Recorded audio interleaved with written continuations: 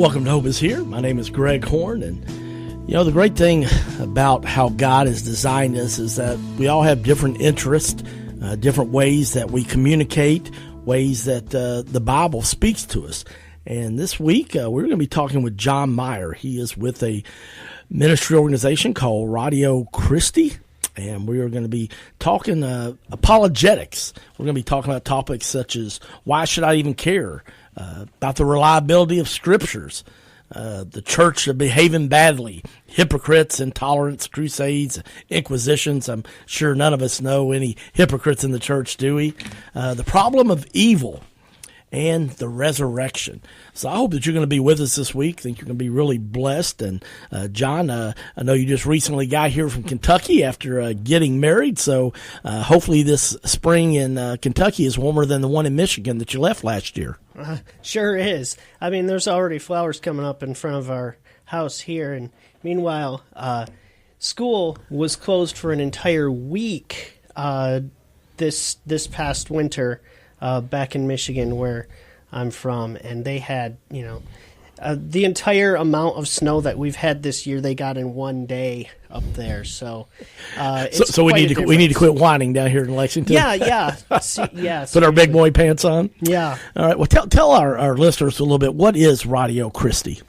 Well, Radio Christi is a group that's a nationwide and actually now international group that meets on college campuses in order to talk to college students. It's a group that's like Crew or InterVarsity or something like that, and we meet on campuses nationwide to talk about the evidence for Christianity that comes from history, from archaeology, from philosophy, from theology, those sorts of things. So we meet once a week in order to do that. We meet at UK, University of Kentucky. I've been there for this past year. Before that, I was the head of the chapter at Western Michigan University. We've also just started one at Asbury Seminary. We've just started one at U of L. And we are working on starting one at Eastern Kentucky in the fall. Well, that's exciting. I love your passion for it. And let's just break it down. I mean, there's somebody listening who are like, Greg, what is apologetics? Well, it's not yelling at people or, a lot of times we get the question, well, what are you apologizing for? Well, it's not an apology. The word actually is apologia in Greek. And so apologetics comes from the word apologia in Greek, and that just means to make a defense. So, for instance, you may read the Platonic dialogue, The Trial of Socrates, and that's called the Apology. And that is Socrates' defense in court. And that's actually what apologia is. It was a defense, a well-reasoned defense, like in the court of law. And so apologetics isn't yelling at people or putting people down or just trying to win an argument. It's essentially a well-reasoned defense of Christianity, as if you were the defense lawyer for Christianity in a court of law. All right. Well, that's a good explanation of what apologetics is. Why should we even do this kind of intellectual activity, Jon? Well, I think there are a couple of different reasons. The first, and I think a really big one, is that so many people, there's what's been referred to as the mass exodus of young people in the church. And survey after survey after survey is showing that young people, especially people under the age of 40, and even more so with people who are in their 20s, are leaving the church. Somewhere between 2/3 and 3/4 of all church-going high school students are going to not be going to church by the end of college. And that's not just the super liberal church down the road. I mean, this is like conservative evangelical church kids that are leaving the church. And there are many reasons why they do this, but over and over again in these surveys, the top reasons are intellectual in nature. They aren't the sort of thing that is, it's just, I want to delve into the party life. I mean, that might enter into it, and that may play a role or something like that, but primarily, and especially in their minds, they are looking at a lot of this as intellectual issues. A survey that was done by the Barna Research Group in 2018, so last year, and this is on Gen Z. So they took people who were 13 to 18 and asked them questions about their religious views. And interestingly, 59% of them identified as Christian. Now, that's down from about 70% for millennials, okay? And the amount of people who just say, I'm no religion or I'm atheist is going up. And when they're asked, what are your barriers to faith? Listen to these. These are interesting. 29% say, I have a hard time believing that a good God would allow so much evil and suffering in the world.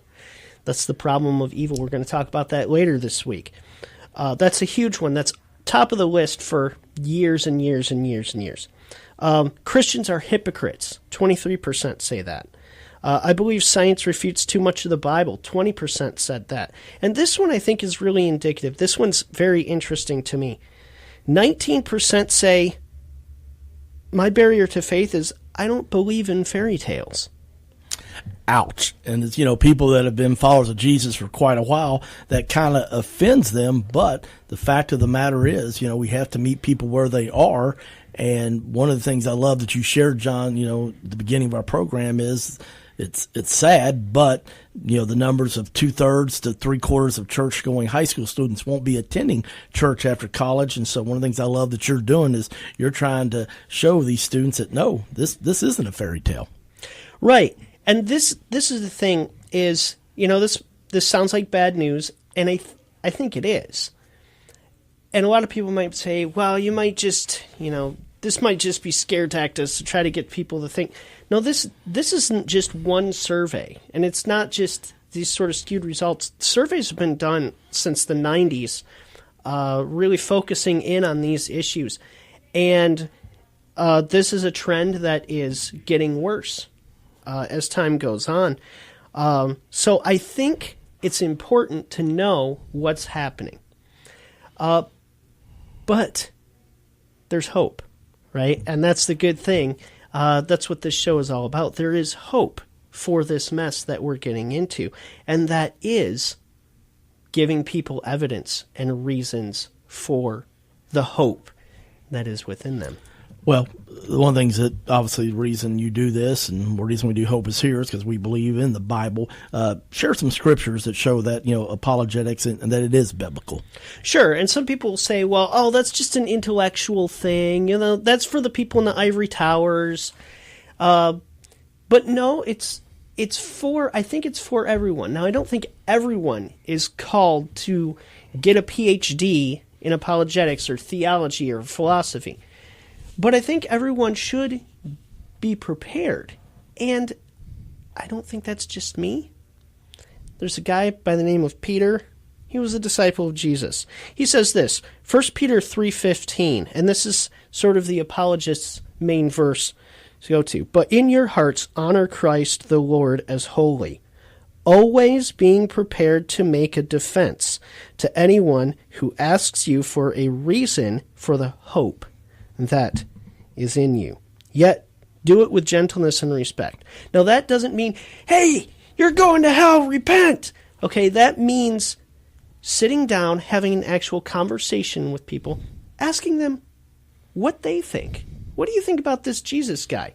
Sit down and have a conversation with them, and then see where they're at, and then go from there.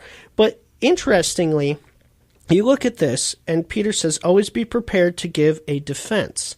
The Greek word there is apologia. So the New Testament actually uses that word in the original Greek, uses the word apologia there.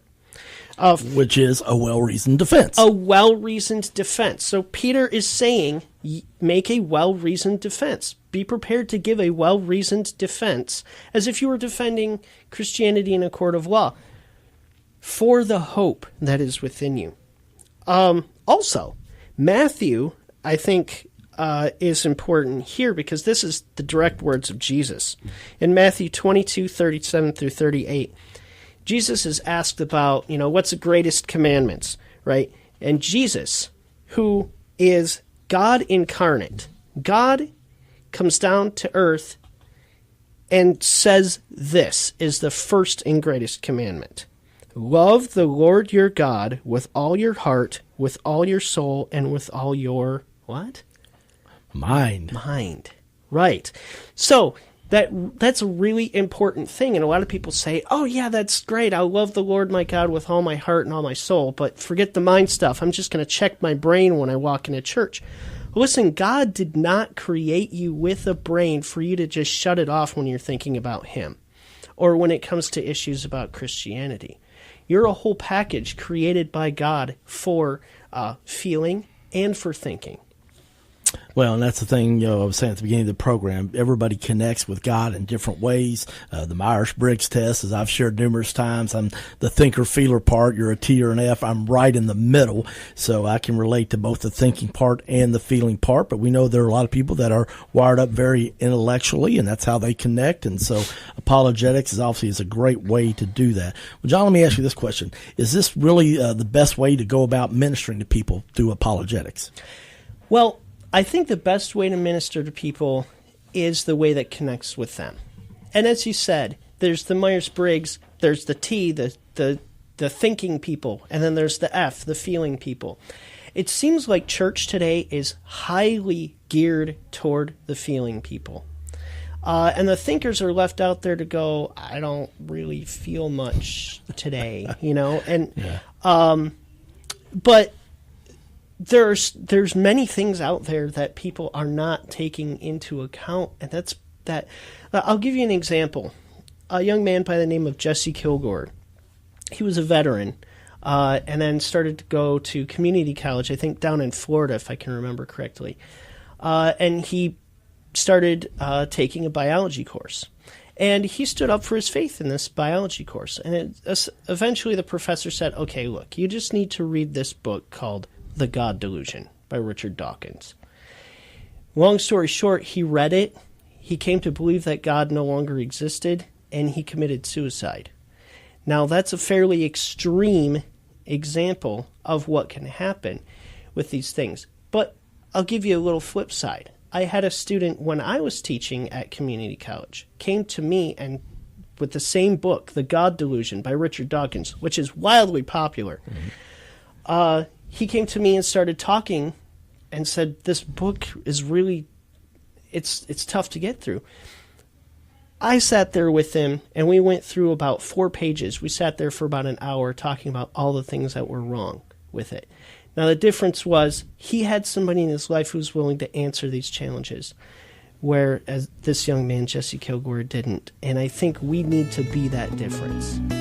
All right. Well, unfortunately, we're out of time, but we hope you'll join us again tomorrow as we continue our conversation about apologetics. We're talking with Jon Meyer. He's with Radio Christi. If you want to contact Jon, you can reach him at Jon, Jon, Meyer, Meyer, at Radio, Radio, Christi, CHRISTI.org.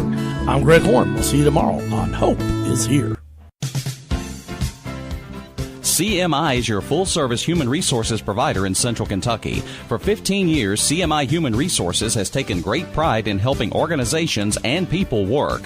Whether it's employee handbooks or help in filling a position, no job is too large or too small for CMI. Contact the professionals today at CMI Human Resources, 859-296-2800, or online at cmiconsulting.com.